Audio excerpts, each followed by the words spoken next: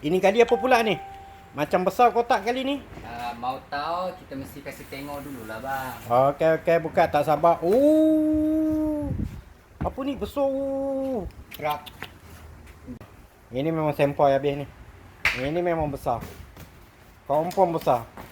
4x4 truk petrol. 30cc kan? 30cc. Oh.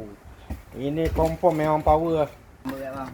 Oi, bergerak besarnya. Besar. Memang besar. Besar. Besar betul ni. Jom. Jom. Memang besar. Mari kita test. Ya. Ada cover. Nak dengar bunyi Mari.